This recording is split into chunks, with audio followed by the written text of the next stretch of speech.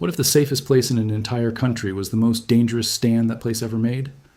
A mountain in central Iran just caught fire from the inside, and the way it burned has quietly rewritten military assumptions held for 40 years. If you want deep breakdowns like this, instead of the usual shouting thumbnails, tap like, hit subscribe, and turn that bell on right now, because the next strike like this is going to drop within days, and you do not want to find out about it from a friend 2 weeks late. Let's start with what people actually saw, because the footage is what set the entire analysis off. Reports out of the region describe a strike on an underground complex carved into the slope of a mountain near Isfahan. Not a fenced warehouse, not a flat base with parking lots visible from the air. A tunnel network bored directly into rock, reportedly tied to the storage and handling of ballistic missiles. On the surface, there is almost nothing to look at, and that is precisely the point of building it that way. But the explosion did not behave like a normal airstrike. A normal strike gives one bright flash, one shockwave, one dust cloud, and then everything fades back to quiet. This one did not fade. It kept going. Blast after blast pushed outwards from inside the mountain in staggered waves, venting from multiple points along the slope long after the first. Impact should have been finished. On the videos that surfaced, it looked less like a bomb going off and more like the mountain itself was breathing smoke and flame out of its own seams. That pattern is not editing tricks, and it is not random debris. It tells a very specific technical story. When a weapon is engineered to detonate after penetrating deep underground rather than on the surface, the explosive force has nowhere open to expand into. Underground there is no sky to absorb the pressure. The blast slams into rock, ricochets off chamber walls, and hunts for the weakest escape paths available, which in a tunnel complex are the access shafts, the ventilation ducts, and the reinforced doorways, so the energy travels sideways through the carved space and comes screaming out of every opening it can find. Multiple reports have also suggested this facility was storing solid-fueled missile components. Solid rocket propellant does not only burn, it detonates when shocked. One motor cooks off, then the one beside it, then the fuel depots behind that, and a chain reaction begins that is often far more destructive than the bomb that started it. In other words, what people watched venting from that mountainside was not just confirmation of a hit, it was confirmation of what was actually inside. Now here is the part that matters most if you want to understand why this specific weapon keeps appearing in coverage of the campaign. Multiple outlets have identified the munition as the GBU-72, an advanced 5,000-pound bunker penetrator. It reportedly entered service with the United States Air Force relatively recently, which makes it new hardware in an arsenal full of designs that trace their lineage back decades. Critically, it is built to be carried by aircraft like the F-15E Strike Eagle. That single detail matters more than almost any other sentence in this whole story, and most coverage skips past it in a single line. To see why, picture America's bunker-busting weapons the way you would picture tools in a workshop. Each one exists for a different job. At the very top sits the massive 30,000-pound penetrator. It is so large that reportedly only the B-2 stealth bomber can carry it. It is reserved for the deepest, hardest, most protected targets on Earth. Using it is a strategic decision rather than a routine one. You do not fly a stealth aircraft halfway across the world to swing at an ordinary sight. At the other end of the spectrum sit the smaller precision penetrators. They are cheaper, plentiful, easy to fit on almost any combat aircraft, and they work perfectly well against shallow shelters, hardened command outposts, and reinforced buildings sitting just below grade. Push them against something buried deep in rock, though, and they run out of energy long before they reach the chamber you really care about. They break through the crust and stop. The GBU-72 sits in the middle. It is heavy enough to drive through serious rock and reinforced concrete, but light enough that a tactical fighter already based in the region can be loaded, taxiing, and airborne within hours, not days. No global mission planning cycle, no top-of-the-inventory weapon, no week of preparation. That middle ground sounds like a footnote. It is not. In modern air power doctrine, gaps in capability decide entire campaigns. Commanders do not choose weapons because they look impressive on a press kit. They choose based on cost, risk, availability, and how fast the mission can happen. A weapon that fills a gap nothing else could reach becomes the default answer almost overnight, the moment it proves itself in real conditions. And the gap it fills is reportedly the exact zone Iran spent decades betting no one would bother to attack. Here is the logic Iran appears to have used, and it is honest to admit it was clever. Build your highest value facilities deeper than ordinary bombs can reach. Not so deep that they are untouchable in theory, just so deep that hitting them would be expensive and rare. Then bet that an adversary will not spend its scarce top-tier stealth bomber do not need to be untouchable to feel safe. You just need to be costly enough that no one wants to bother with you more than once in a great while. For years, that bet reportedly held. A weapon in the middle weight class breaks it. Suddenly, the depth that used to require the rarest aircraft in the fleet can be reached by a fighter jet that is already on the apron nearby with fuel in the tanks. The math flips. What used to be a once-in-a-month decision becomes something a commander can order twice in a single night. Now let's slow down and talk about how a bomb like this actually does its work, because the engineering is genuinely worth knowing. A bunker penetrator is not designed to explode the instant it touches the ground. If it did, it would throw a crater into loose dirt and waste almost all of its energy on open air and dust. Everything about the weapon is built around the opposite goal. Survive the impact solid. Keep going deeper. Detonate only once it has reached calculated depth. The body of the dense and heavy, shaped like a spear rather than a barrel. The explosive fill inside is a relatively small percentage of the total weight because most of the mass is structural armor whose only job is to keep the bomb intact as it hammers through earth, gravel, and reinforced concrete at high speed. Then comes the fuse, and this is the clever as T detail. Rather than triggering on contact, the fuse counts. Some designs measure the layers the weapon passes through, sensing the change between soft soil, empty cavity, and concrete. Others run on a precise timer set by the aircrew on the ground before takeoff. Either way, the bomb keeps punching down, tracking its own journey through the rock, waiting for the exact moment it has calculated is right, and only then detonates. According to publicly available reporting, this class of weapon can reportedly push through roughly 100 feet of packed earth or more than 20 feet of reinforced concrete before going off. Pause here for a moment, because what you just heard lays out the entire problem in 2 sentences. Iran reportedly spent years carving what amounts to an underground industrial city into central Iranian mountains, engineered specifically to absorb an extended bombing campaign. A bunker penetrator of this class is not trying to break that protection. It is built to ignore it, travel through it, and detonate at the one location the original designers assumed no conventional aircraft could ever reach. There is also a guidance story that says a great deal about how flexible modern strike aircraft have become.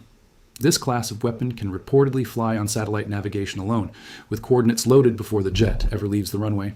The munition then steers itself to the predetermined point using GPS and inertial reference.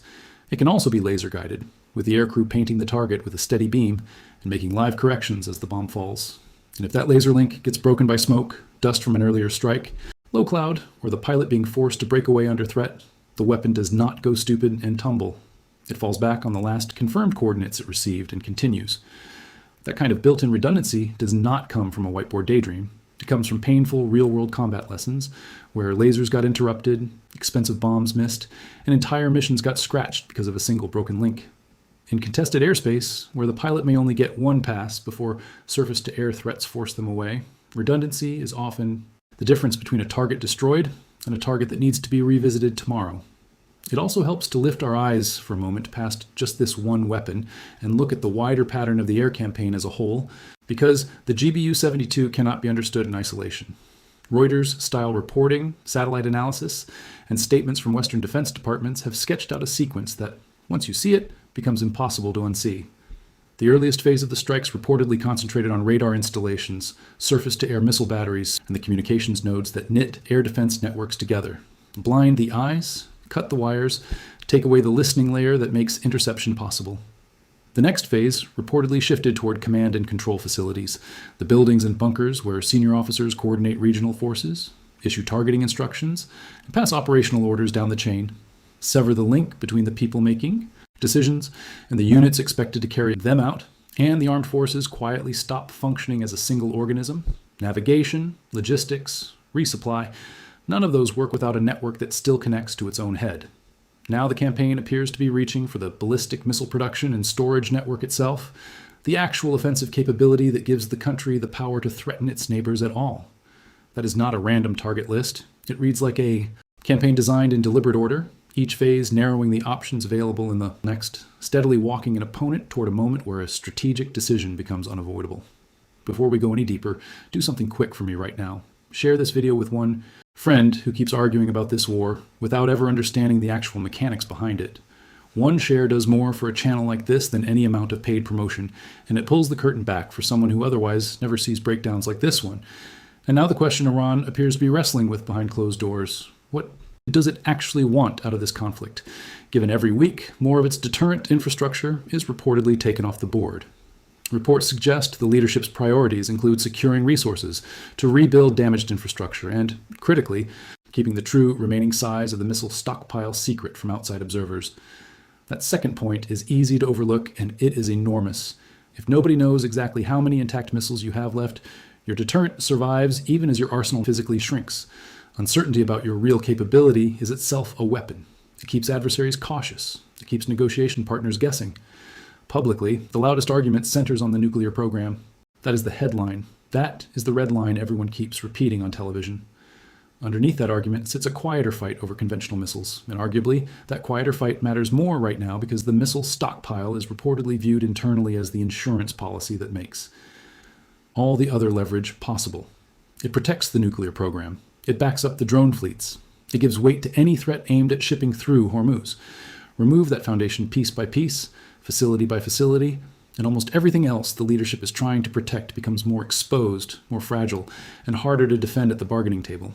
Let's also talk briefly about how Iran has tried to respond to strikes like this, because the reaction matters for understanding what comes next. Iranian officials have publicly described the strikes as reckless. They have warned that the decisions being made now will shape the next decade of regional security and promised a different posture going forward.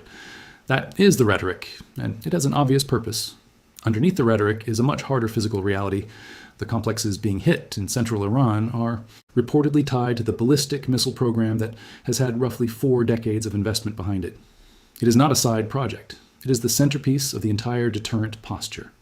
It is what allows the leadership to say out loud that any attack on its soil will be answered. So every underground complex that gets opened up is not just property damage. It is a subtraction from the one thing the country needs intact to walk away from this conflict with leverage still in hand. When defiant statements are issued from Tehran, it is worth remembering they are being delivered from a position where the actual physical assets behind those words are reportedly shrinking facility by facility. It also has not stayed at the level of statements. Iranian naval forces reportedly declared the Strait of Hormuz closed to commercial shipping and warned that vessels attempting passage could be targeted. Within hours, reports described an attempted kamikaze-style drone attack on a tanker moving through the strait at night. According to defense officials speaking publicly, the incoming drones were intercepted before reaching the ship, and the tanker continued on without incident. It was reportedly one of hundreds of vessels that continue moving through those waters every single day under naval escort and air cover. That gap between the announced blockade and what actually happens on the water is one of the most revealing details in the entire situation. A blockade declaration is designed less to actually choke off shipping on day one and more to frighten the insurance industry, frighten the ship owners, frighten the bankers who underwrite tanker cargo, and frighten the governments whose economies cannot afford the spike in fuel prices that would follow if the strait genuinely shut down. If you can scare the markets into pricing in a crisis before a single ship is ever physically stopped, you have already harvested much of the political and economic damage of a real blockade without having to enforce one. The problem is that markets are slower to panic than headlines often assume. Markets watch outcomes, not statements. Insurers care about whether ships still arrive. Owners care about whether their crews come home safe. And when vessel after vessel keeps moving through the strait escorted, unbothered, on schedule, the credibility of the threat begins to bleed away. This slow erosion of credibility has a quiet name in military planning. Announce a serious threat often enough, but only enforce it rarely.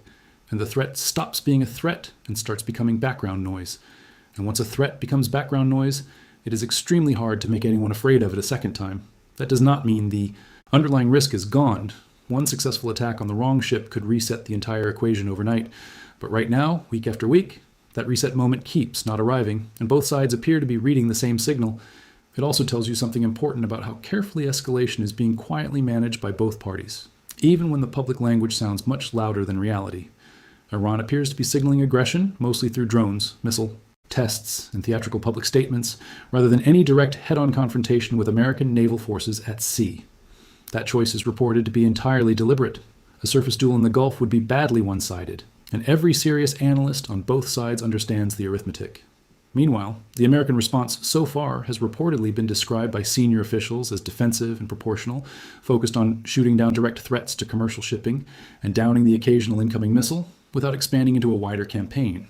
Batteries, or mainland missile sites, both sides seem to be trying to make a point without triggering the escalation neither one actually wants.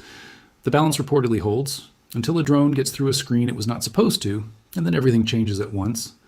Now let's come back to the underground story itself, because the real lesson is much deeper than one bomb and one target. For as long as aircraft have been able to strike from above, armies have responded by moving their most valuable things below the surface.